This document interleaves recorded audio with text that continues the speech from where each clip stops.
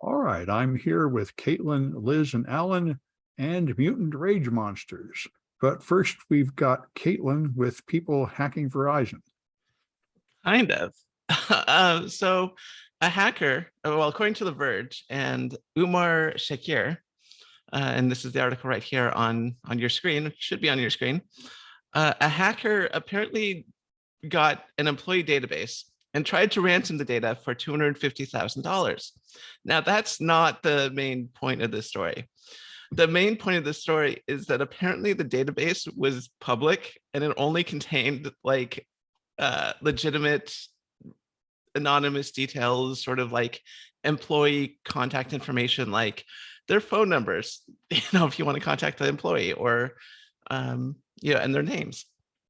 And so this ransomware person or ransomer, got this public database, contacted the company, demanded $250,000 for publicly available data.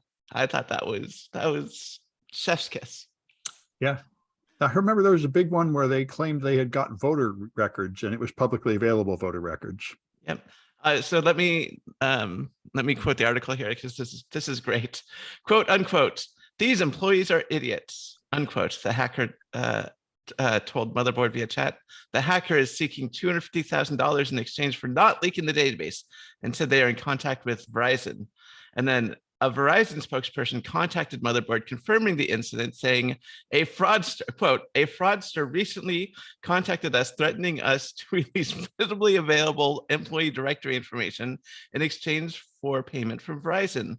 We do not believe the fraudster has any sensitive information, and we do not plan to engage the individual further." Yeah. Oh my goodness. This reminds me of all the people that keep sending me vulnerability reports on my deliberately vulnerable test machines and complaining that I don't like fix them and stuff. Exactly. Thank you. Yeah. Yeah. Well, I know what it is to be a noob, clueless hacker. But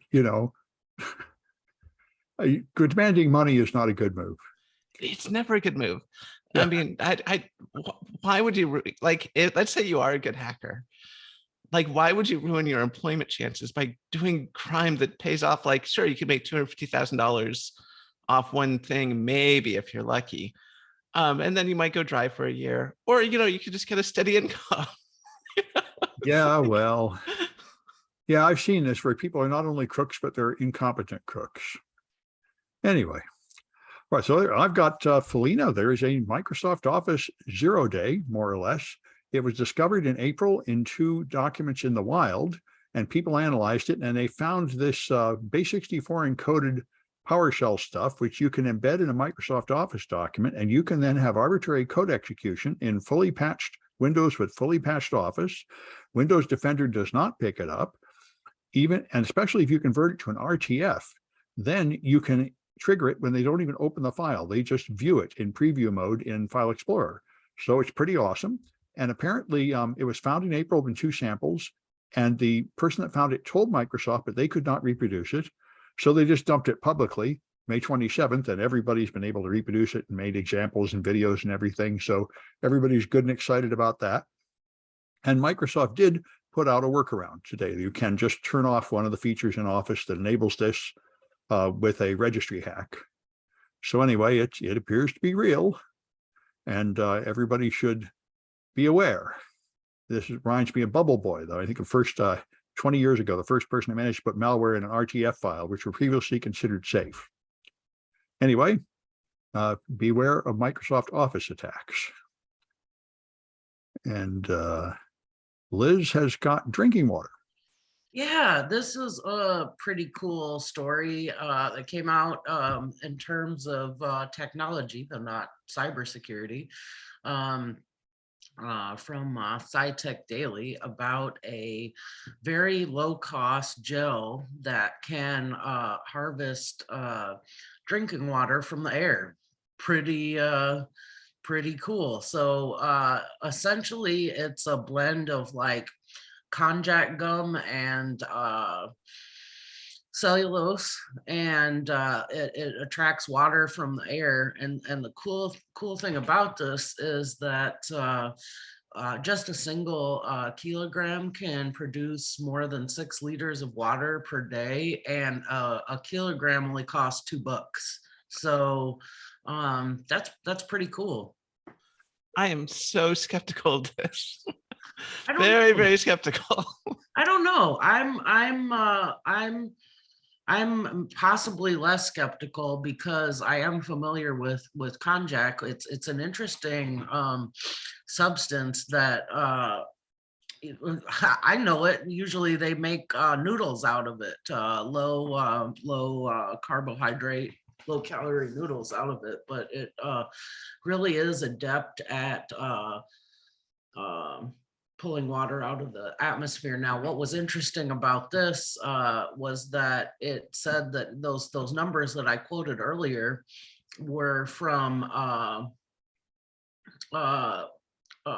areas that were less than 15% relative humidity. Now, even more impressive is that same kilogram, as stated in this article, can pull 3.4 gallons in areas with up to 30% relative humidity. 3.4 gallons of water out of the atmosphere. There's not that much water in my entire like apartment building atmosphere. I mean, come on. Well, it's in an outlet called Science Tech Daily, so it must be accurate. Well, we'll see. Clearly, what we need is someone to demonstrate this. Get the stuff and let's test it. Yeah, this is one of those things where it's you gotta show us. Okay. Like, there is water in the atmosphere, but of course it's very spread out. And you would, if you're having a substance try to pull water out of the atmosphere like that, you have to have all the atmosphere go through the object, and then have it be like sort of perfectly extracted. But there, like I said, there's so little water content in the atmosphere, especially here on the especially here on the ground. Like when there's a heavy rainstorm, think about what's going on. You have these rain clouds that are, several, they're the size of states or sometimes even countries, and they're several, miles high, and they're it's so dense full of water that it's, of course, looks like clouds. It's essentially high up fog. And then, then you get a decent amount of rain coming down. But if you're just talking about like a small area, like a room, like there's just not that much water. So the cool thing about this is it's made into a film, so it can cover a great deal of surface area. Now, it does need to be heated to be activated. But I mean, that's pretty compelling research out of University of Texas and a former UT researcher who's now at MIT. So there you go, now to put up. I am highly skeptical. Well, Kaitlyn, if you're going to have that kind of bad attitude, I hesitate to even mention the upcoming technology of sucking all the CO2 out of the air to clean up the planet. You're probably going to think that's unreasonable too. I just might. Well, that's a good attitude to have, but it is interesting nonetheless. I mean, I think it's a great idea and something to explore. But anyone who says they're getting a ton of water out of like a room that just doesn't have a ton of water. Well, no, I think it only works outside. Yeah, or even outside, like even if you have a big like dome outside, like a greenhouse, and you fill it all up with like water extractors, trying to get a gallon of water out of that, even that huge setup. I mean, there's not even a gallon of water within like a big greenhouse atmosphere. So I don't know how they're expecting to get gallons of water out. Like, you have to try it and see. I know I don't have enough faith. You don't seem to have enough faith. However, Alan has omnipotent BMCs, whatever those are. Yes, pants down BMCs, which is one of the more NSFW names for a very serious vulnerability that actually dates back to 2019 that affects BMCs, or baseboard management controllers, which most people wouldn't know in their daily lives, except these are the out-of-band controllers for servers, oftentimes the very professional grade servers used in data centers and such. that allow administrators to do a number of things, such as restart machines or update the BIOS or log events. And this can all be done on the management plane. This is totally out of band. This is not the way you would administer the software running on the machine. Instead, this is really the BMC is operating at a much lower level of the hardware. And so obviously this is an enormous or potentially enormous security vulnerability, which is exactly what was discovered in 2019 with the pants down exploit. And most manufacturers very quickly patched this vulnerability back in 2019, but according to cybersecurity firm Eclipsium, Quanta, which is a very sizable manufacturer of mostly white box machines, still has not gotten around to patching this in their BMC units, in mostly their machines. I don't know what market share Quanta machines have, because again, they're a white box manufacturer, so other companies will buy their stuff and rebrand it as their own. But it is a company with over $10 billion in sales annually. And they have manufactured for companies ranging from Apple to BlackBerry to Valve in the past. So it stands to reason that a number of sizable so-called server manufacturers also get their stuff from Quanta. So this will impact a number of machines. It just remains to be seen what machines, where, and who is running them. If you are, say, using a very, very cheap VPS, you may want to investigate whether or not your server is vulnerable to this. But if they took over that device, they couldn't get your data, right? All they could do is turn it off. It's really a DOS attack, right? Well, they could conceivably do a number of things. I don't know how well developed the exploits were. Yeah. But they could potentially take over the whole machine. They could get, if that is, I think it's limited to if the user has root access on the operating system that's installed on the machine, then they could get up to any number of nefarious things.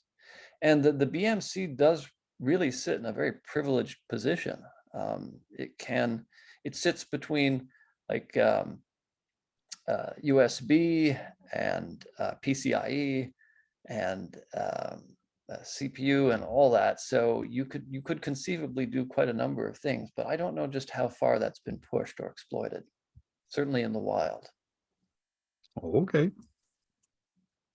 All right, and if I can get this to go up, there we are. So Kaitlyn has robots. I do have robots, and thankfully, these robots are helping and not destroying humanity as one usually predicts. So there's an article by The Insider, and let me pull it up here. The Insider has an article by Uruba Jamal talking about how New York State is giving companion robots to 800 senior citizens. Now, I'm not entirely sure how these companion robots work, but the idea is that they're sort of like high-tech Furbies for seniors, in which they can add companionship to lonely seniors who don't get out much. And like I said, I'm not entirely sure how well this works because, and once again, I'm just highly skeptical. I don't think that robots can provide the human contact necessary to fully combat loneliness. But I am glad that they are engaging in this and looking at it as a way to combat this, because this is a big issue. So like Liz's story about the water, like I'm very skeptical about them extracting a bunch of water from the atmosphere, but I think it's useful, especially in places where there's drought. Here, again, I'm highly skeptical about how well this works, but I am glad that they are funding this and that they are providing this as a free service to seniors to try out. So the article mentions that older adults face high risk of loneliness, especially when the pandemic hit and it got really bad. So more than a third of Americans reported, serious loneliness in an October 2020 survey. So Yeah, robot orders in general are up 40% since the pandemic started. A lot of this has to do with companion robots. A lot of this has to do with robots replacing workers, which is also a great thing. I highly endorse that. I think that's fantastic. But it's, yeah, it'll be interesting to see how well this works. That's basically all I'm saying. And then, oh yeah, the robots themselves come from an Israeli firm called LEQ.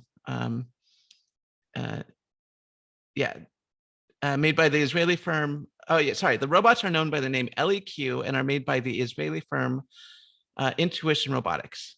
And like I said, they just use AI to sort of simulate conversation. So. Well, you know, I don't suppose it'll be as healthy as getting real social contact by like watching Tucker Carlson and joining QAnon. But yeah, it's an alternative. clearly, that is one of the reasons we might have such a polarized political situation in America. Is not because of, or not just because of things like Tucker Carlson and racism on cable news, but a lot of people could very much just be lonely, and things like QAnon and Fox News conspiracy nonsense or Newsmax conspiracy nonsense can make people feel a little less lonely. Oh yeah, a little more engaged in the world. So yeah, joining a militia, there's lots of ways to get social contact. yeah, it's wide world out there, lots of opportunities. There are. All right, so I've been seeing interesting articles about China. Biden recently said he had a conversation with Xi Jinping. He's apparently had more conversations with him than any other American president. And Xi Jinping told him, democracy is dying. You guys cannot adapt to this rapidly changing world. As anyone can see, all you do is split into factions and argue and never make any decisions. What you really need is a strong leader like me who can keep up with the rapidly changing pace of things. And there does seem to be some justice in that. And one thing I've seen over the last several years, which is quite undeniable, is the Chinese people are very happy with their government. In fact, let me try sharing this if I can find the right one to share. I'm not succeeding. There, all right. So here is a graph. I saw a version of this a few years ago and showed it to my students. I was very interested. This is the China GDP. And it rises to $15 trillion. And here's the United States GDP, which rises to about the same thing, $15 or $20 trillion by 2020. It starts at 1961. And you can see the USA has just had a smooth rise for 50 years, from 1970 at a steady rate. But China has risen to the same total all within 15 years. They really didn't start rising until 2005. So if you look at the growth rate, the China growth rate has been 10 or 8% for the last couple of decades, which is incredible. The United States growth rate has been more like 2% for all that period and more steady. And so when I saw this the first time, I said, this must have an enormous psychological effect on people. An enormously fast growth rate is going to convince people that our government is on the right track. They're taking care of the people. My kids are doing better than I did. I'm doing better than my parents did. Everything is right. And that's right. They have very high morale in China. They're very pleased with their government. But the problem is, the other thing is there's going to be a limit to how high you can grow, especially at that insane rate. And now they've hit it. Because of COVID, it's come down, and they are understandably really freaking out. And that's the consequence of this. They're going to expect that growth rate to continue, and it can't possibly continue. So they're going to blame their leaders when it stops growing. And now the Economist had a couple of good articles about this. The Xi Jinping, this is the problem with the authoritarian leader. The authoritarian leader accomplishes that one person's goals, but there's something that one person does not care about, and that gets no attention because you don't have a democracy where people can complain and get their concerns addressed. So what Xi Jinping refuses to do for some kind of ideological reason is import RNA vaccines that work. He is determined to use China's Sinovac vaccine, which does not work. So they have these monstrous lockdowns that just go on and on. Even their elderly people are not vaccinated with anything that's any good. So they lock people up for months and totally screw up their economy and screw up the supply chain. And that people are getting very upset about that. And that's the problem with authoritarian systems, because everybody has a blind spot. And if you don't have more than one voice at the top, then you never fix the thing that your one leader refuses to care about. So anyway, we'll see which one of us becomes the prominent system in the coming times. For a little while, China's been doing better than the US, but I'm skeptical it'll continue to do better. However, if the US continues fighting among ourselves and sort of destroying ourselves from the inside, then China may become more dominant. Anyway, then we on to Liz has got the enzyme that eats plastic. Yeah, Kaitlyn, if you didn't like my last story, you're really not going to like this one. It's about an enzyme that devours pet plastic from an outlet entitled Chemistry World, published by the Royal Society of Chemistry in Britain. It is about a plastic degrading enzyme that was developed through the use, or developed and iterated upon through the use of artificial intelligence. So pretty interesting stuff. According to the article, it was research that started around 6 years ago or a little before, where scientists had discovered a bacteria that could degrade plastic, and thought, maybe we can do something with this. So they worked with it, and the artificial intelligence came in when they made use of a neural network to figure out how to modify the protein scaffold that they were using for this. So pretty interesting. I mean, supposedly this enzyme can really devour plastic. It ate a plastic cake tray within 48 hours. So if they can make this functional for use, it would be pretty legendary, pretty game changing. Yeah, I saw that movie. It's the Andromeda Strain. But yeah. I'm interested in, and we don't see too much of it yet. See a little bit of it here in California, but corn plastics that are made from corn derivatives and stuff like that. It'd be interesting to see if why those aren't as common. No, it's a good idea to get rid of the plastic. Plastic pollution is not a small problem. So actually, I was going to say, Liz, no, enzymes that break down plastic make a lot of sense.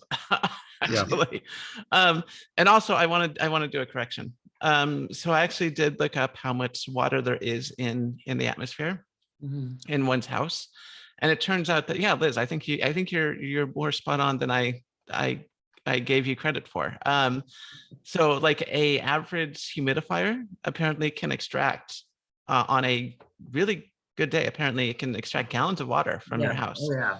So I was under the wrong impression about the amount of water that could really be extracted, and you can extract a lot. Now there is a problem that when you extract water from the atmosphere also contains a lot of viruses and airborne particles. You'll need to, if you want to use it for anything, you need to purify it.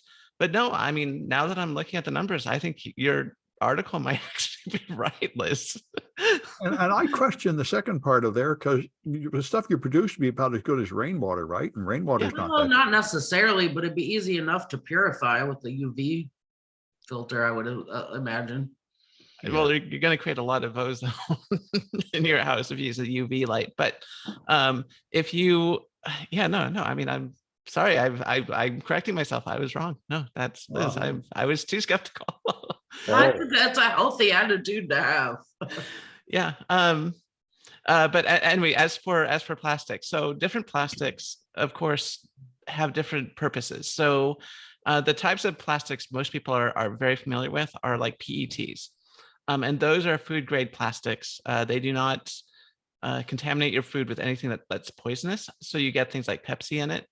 And they are like virtually unbreakable. You can throw them on the ground. They're fantastic. They're amazing. A lot of people, plastic has a lot of problems, but it's also really awesome.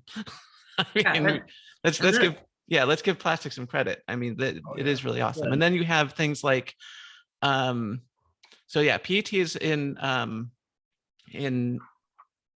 used for soda bottles. And then there's ABS, which is a very popular oil-based plastic that's very strong, and that's used a lot in things like computer cases or plastic toys, things you wouldn't want to put, your food next to because it's Yes. made with oil. But it's very strong, very Yeah. sturdy. You can, once again, just throw it off a building. It's going to survive. It's Yeah, and that interesting note about that, the study focused on PET. The enzyme did not do so well with the more crystalline plastics like ABS. So they still got to come up with something that's going to be a specific strain that will eat that stuff. right. And then as to the corn-based stuff, so that would be things like Like drinking straws I've seen made out of that, or food containers. Yeah, no, what's it called? Acid. There's PET. Acetate.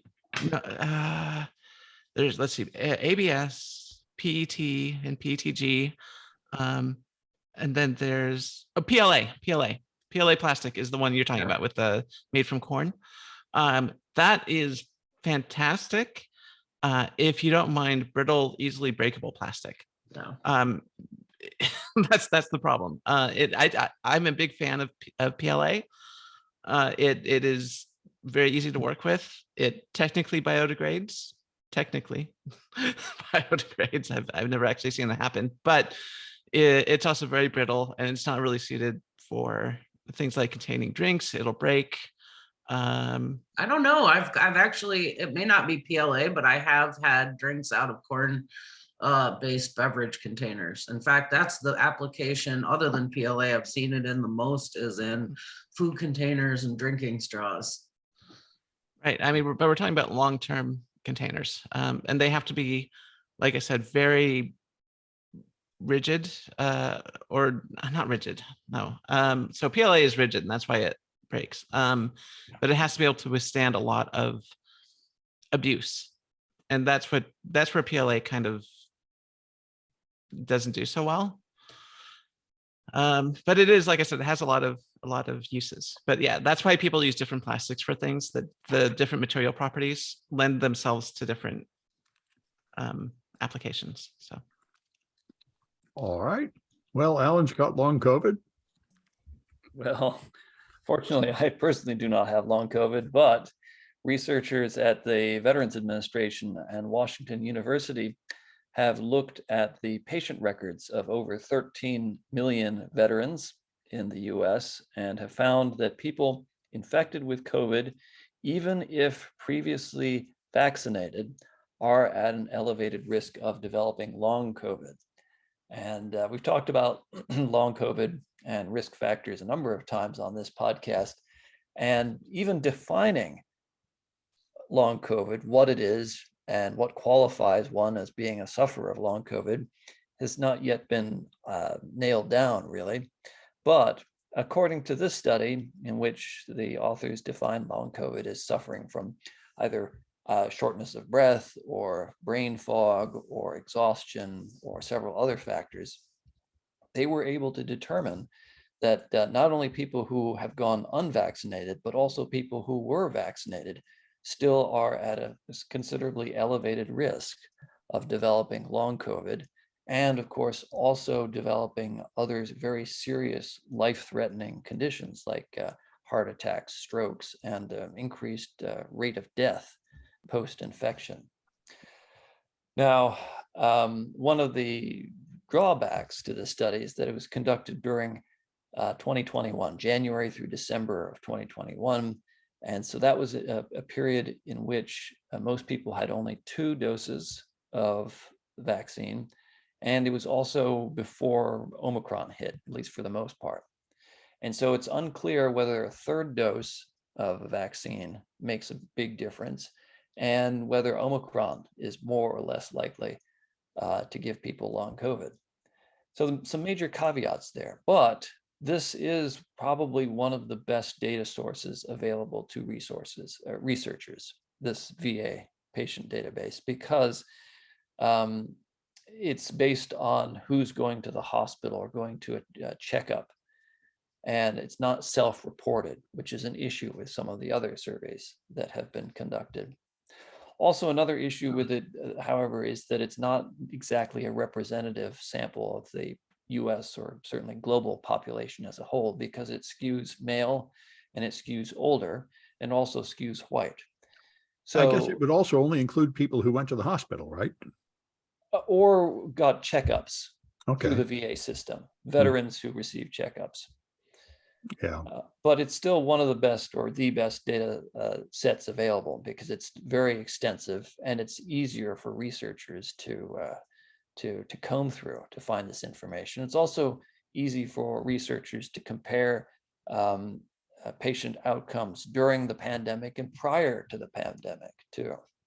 Mm-hmm. I see a lot of good data come out of Israel too, which seems to have a powerful health system and a lot of data. Yes, and they seem to have been taking COVID much more seriously than many other countries, such as the US. And of course, Israel was the first country to administer a third dose of vaccines. Yeah. Followed by a fourth dose for many people. Yep. So they really have been leading the way in terms of appropriate mitigation and treatment. Yeah. All right. And Kaitlyn has our headline story with mutant rage monsters. I do. I love mutant rage monsters. So the metro.co.uk has an article by Jeff Parsons talking about a gene editing experiment that went horribly wrong and turned fluffy little hamsters into, and I quote, aggressive mutant rage monsters, which is fantastic. So what happened? What went wrong? What went so wrong? Some scientists were using a CRISPR technology to go after a hormone called vasopressin and its receptor AVPR1A, as one does. And so the idea was that they were going to get rid of this hormone and this receptor. And the idea was that because these hormones sort of inhibit or antisocial behavior, getting rid of them would make the hamsters nicer and more lovely. But the exact opposite happened, as is always the case with these gene editing experiments. So these augment hamsters started just going wild and attacking all the same-sex species that they were contained with. And they say, quote unquote, we were really surprised by the results. No kidding, says Professor H. Elliot Albers, who led the research. And they said, we anticipated that if we eliminated vasopressin activity, we would reduce both aggression and social communication. But the opposite happened. So clearly, we now have a technology that we can use to create super aggressive soldiers on the battlefield. That's the first thing I was thinking. Yes. So the beginning of the Borg. Oh no, actually no. So in let's get really geeky here. So in Star Trek, there's like this whole history of Earth that happened to lead up to people going into space. And in the 21st century, in Star Trek lore, the United States descends into civil war, and then there's like World War III, and then there's these gene editing experiments, and that's where like Star Trek 2 comes from. Like Khan was from the 21st century, and who was gene edited to be like a super soldier, just like this. Yeah. Oh, and also there were the berserkers in the past, which were essentially what you get here. Yeah, exactly. So yeah, we're well on our way to World War III and augmented warriors causing and leading to bans on genetic modifications in humans. So yeah, Star Trek pretty much called it a glorious future. Glorious future, yes. All right. Without Vulcans. Yeah, not yet. Well, anyway, I got a couple more here. There was Glenn Greenwald went to the All In podcast, was interviewed by David Sachs, and I was very interested because, Glenn Greenwald was originally a hero of the left by publishing the Snowden revelations. Then he formed The Intercept, which was a very far left publication complaining about the government. And then he rage quit his own newspaper, claiming they tried to censor him. And most everybody that I knew pretty much wrote him off as nuts. And then he started complaining about left figures on the left and the Democrats and everything until everybody decided he appeared to have nuts and become a Republican. And then he finally explains his position, and listening to him explain it, it's more interesting than that. And it sounded pretty good. What he said is before Trump got in, all the newspapers were going broke, which they were. They were pretty much giving up, shutting down. They couldn't pay anybody, New York Times and everybody. Then Trump got in, and with the Fox News on the right, they figured out that's the business model. What we have to do is stop trying to appeal to the center and pick an audience and feed them what they want. So they all moved to the left to feed the anti-Trump people rage and hatred of Trump, which I think is a reasonably fair statement. He said, now there's no more middle journalism. There's just advocacy journalism on one side or the other. And he wanted to criticize everybody equally and found that there was no home for him anymore, which I think is probably true. And this is the problem with America. The only way to make any money is to feed raw meat to one side or the other. Anyway, there was one other little fact I came across, which I think probably affected me. USB-C cables are not all the same, and there's no way to tell them apart. I had a lot of problems charging up my MacBook, and Chromebook has now told you. I think people tell me this, but anyway, Kaitlyn appears to know the answer. But anyway, this reminded me of something I hear now and then. Why would they make multiple cables at the same end just to make us all insane so you don't get the right one? And how are you supposed to tell? So, okay, thank you, Sam. This has been the biggest pain I've seen in computing. So the idea behind USB-C, I'm just going to rant because you hit my nerve. I want to hear this because I was horrified. I mean, since when do you make them? They're different and the connectors are all the same. Of course, nobody can tell. Right, exactly. And the specs are constantly changing to make cables even more difficult to produce. So the idea behind USB-C is we would just have one connector, one cable to rule them all. And it would be fantastic. And you wouldn't need like a VGA cable, you wouldn't need HDMI, you wouldn't need like all the USB devices to work together, you wouldn't need FireWire, everything would be just one cable, it'd be fantastic. The problem is these connectors were made for specific purposes, and the cables historically were made to fit those purposes. So for example, if you have a power-hungry device, you need very thick cables to handle the amperage. If you have a high-speed data device, you need cables that are well shielded from interference, like twisted pair, that kind of stuff. And the thing is, making a cable that is capable of transmitting high amounts of power, is well shielded, and well constructed, is super expensive. So what manufacturers ended up doing is they would make like USB-C chargers, or and then just ship cables that are only designed to handle large amounts of power. Or you would make a high-speed device, and to save a little bit of money, the USB cables would be good for transmitting high-speed data, but terrible at transmitting power. And as a result, like you have and they're not labeled as such. You have no idea what cable is going to work well with what device. And so my solution is just buy a cable that is US. You buy a USB cable is going to like work with your device. Like if you have a hard drive, like I said, look for a specific like Thunderbolt compatible USB-C cable.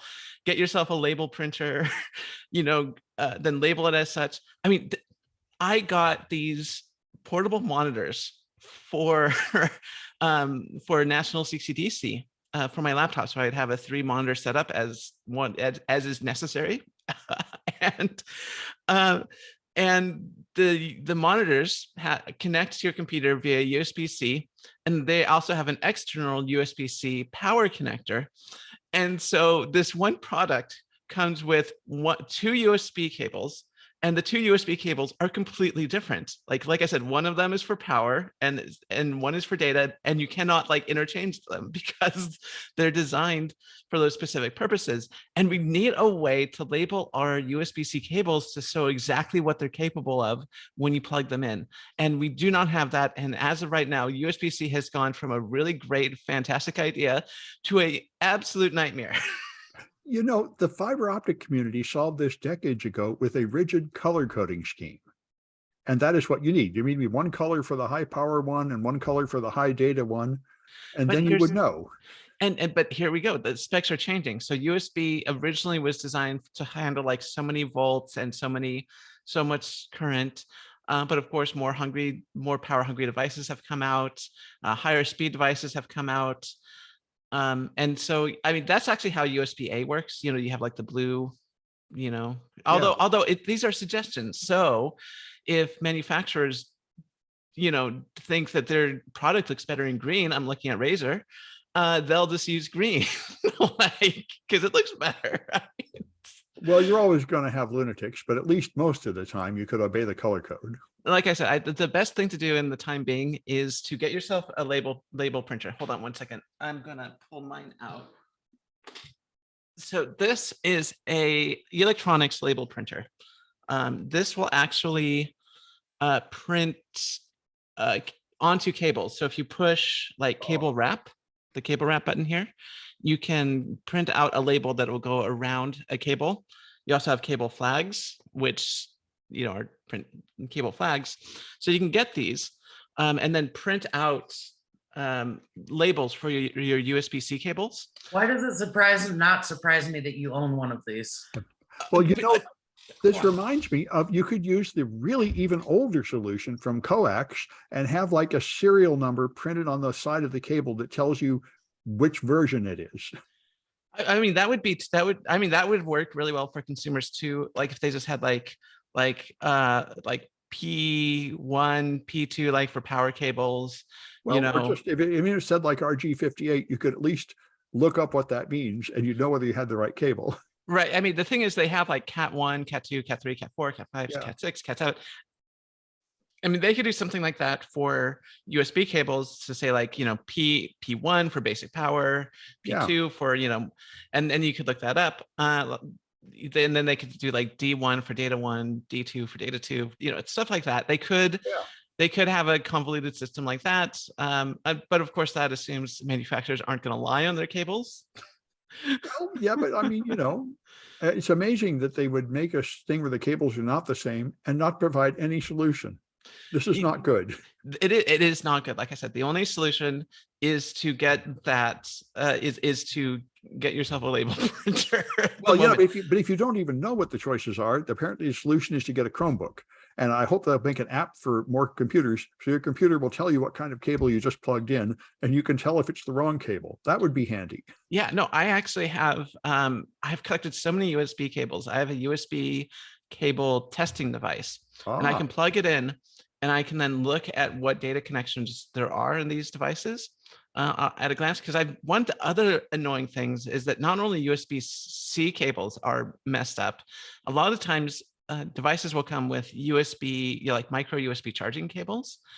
And internally, those charging cables will not have any data wires.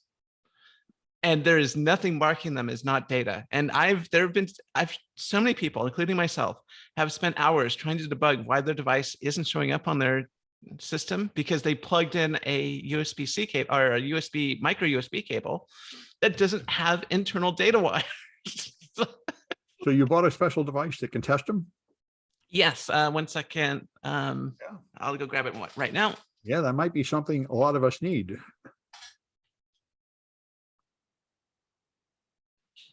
I think I wasted a lot of money getting more power bricks to charge my Mac because it wouldn't charge and I kept changing things.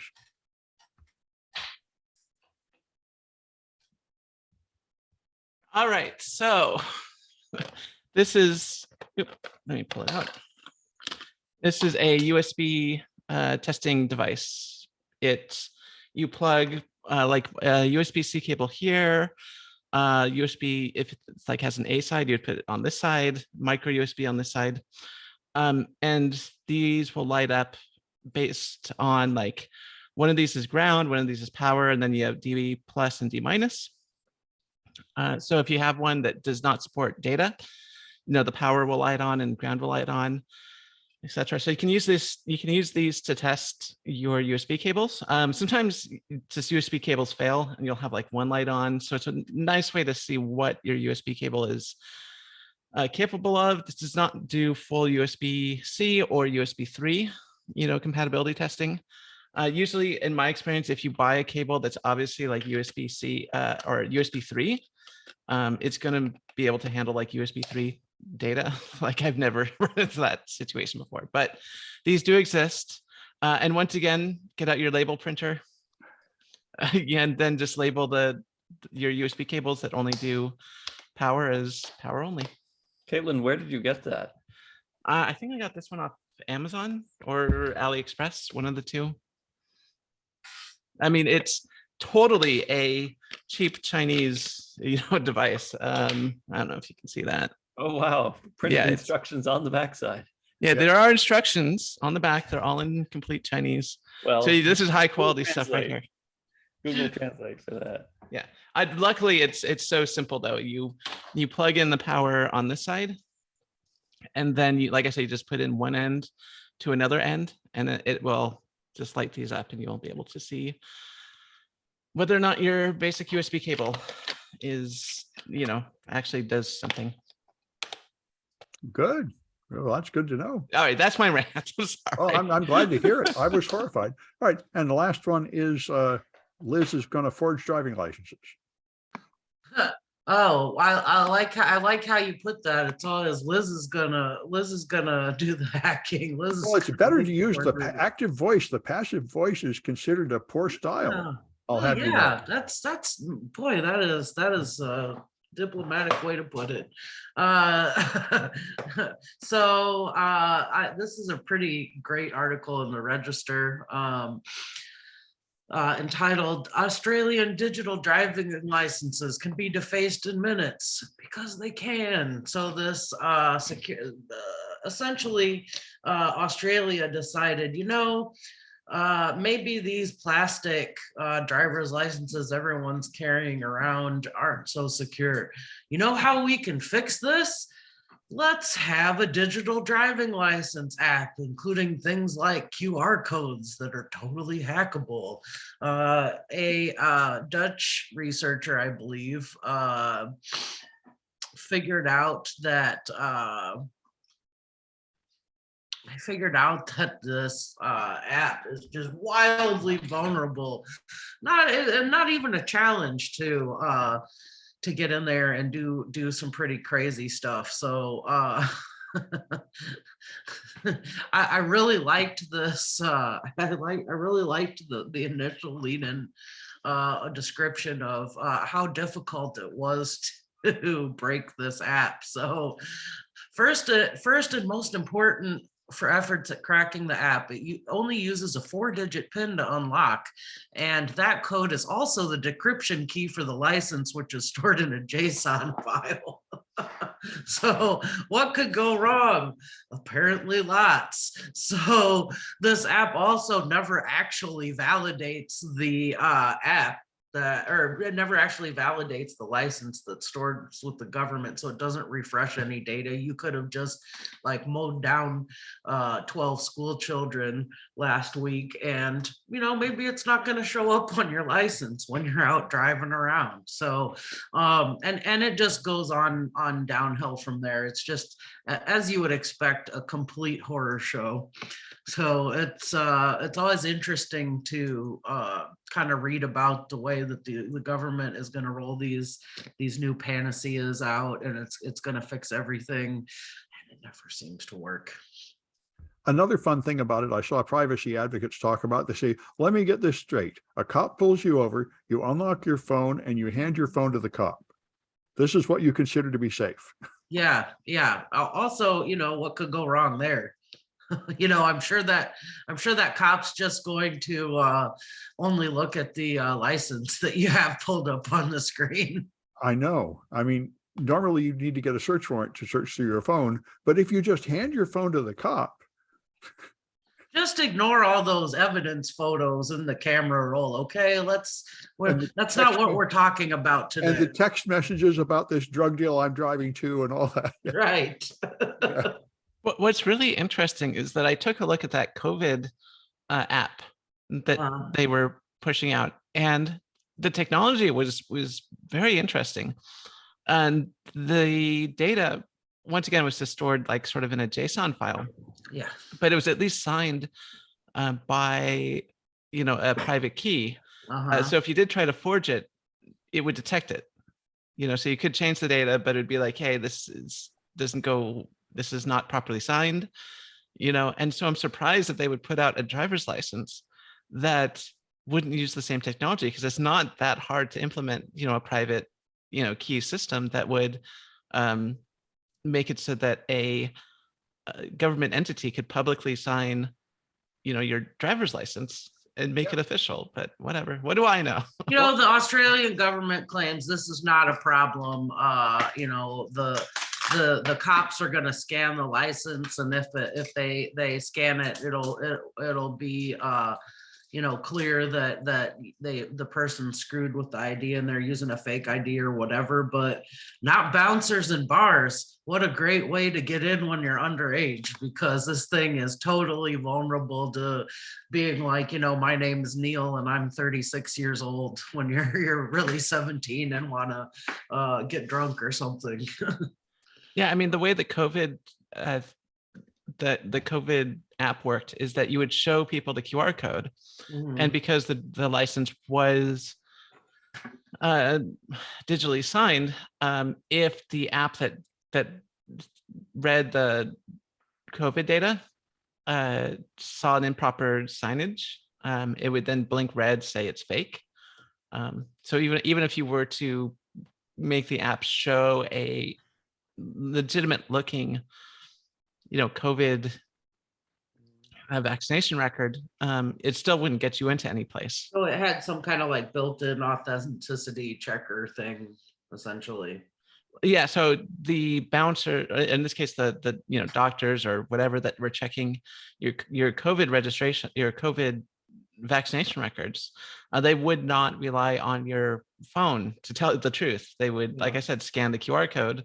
The QR code contains a JSON file, essentially, that is digitally signed by the government using a private key that only the government has and would never ever leak into private citizens' hands, which would be the death knell of this technology. But still, in principle, it could work.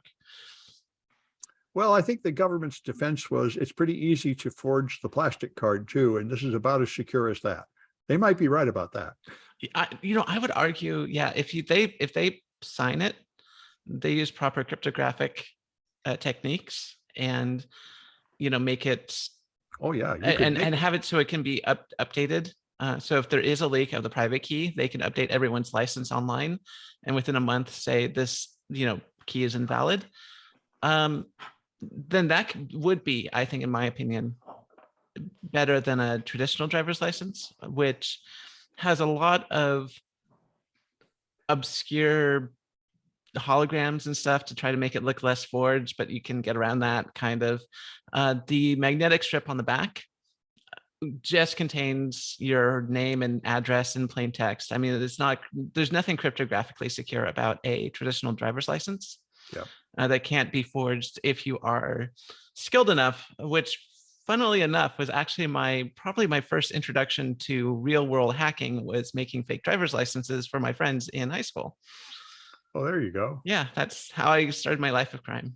And now you go admitting your crimes on the internet. A very wise man told me, don't go publishing your crimes on the internet, Kaitlyn. Well, the thing is, I was underage at the time, so they don't really count as crimes. I suppose the statute of limitations is expired by now. Yep, and I will honestly say I think that was probably the most illegal thing I've ever done in my entire life. But it was a fun challenge. When I was a kid, it was real easy to tamper licenses and alter. You could just alter your date of birth right on the ID, because all they were these plastic laminated pieces of just a piece of cardboard laminated between two pieces of plastic, and you could essentially heat up the plastic and peel it open to access the cardboard license inside, and then very carefully modify the birth date so that you could get in to see shows in venues when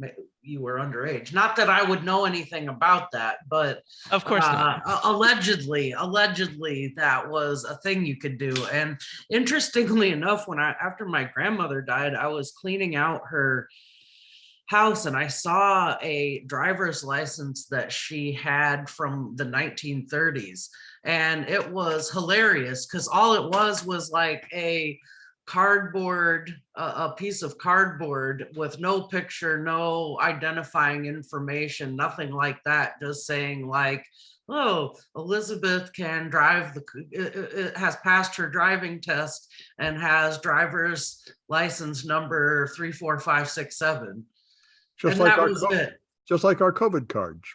Yeah, it was just like that. So, you know, I guess we've come a long way with our you know, now we're getting real IDs. I'm told that I'd better get my real ID sooner rather than later. So Yeah, I think I heard about that too at one time. Yeah. Well, I mean, in defense of the COVID cards, they are based on vaccination records you usually give out to children, which no one has forged before. No one, and when they talked and when they started doing the COVID vaccination stuff, no one thought anyone would seriously try to fake their COVID vaccinations. Yeah. 'Cause why would you do that? I don't think anybody foresaw the incredible vaccine resistance that appeared in America. Yeah. Sort of like the handgun thing, that seems to be a peculiar American madness. Although other nations have it too. I guess there's a bunch of Canadians refusing to get vaccinated too and such. Right. And not just refusing to get vaccinated, then forging your vaccination. Well, I record, think which that is ridiculous. that's the natural outgrowth. As you have like vaccine restrictions, that will be the consequence. I suppose, yeah, but you know, no one was thinking that was a serious thing that they would have to worry about. But No, I moving was worried about- forward, Yeah, I was worried about how do we get the vaccine and how fast can I get it? It didn't Yeah. occur to me a bunch of people would not want to take it. But I know, no, why would so?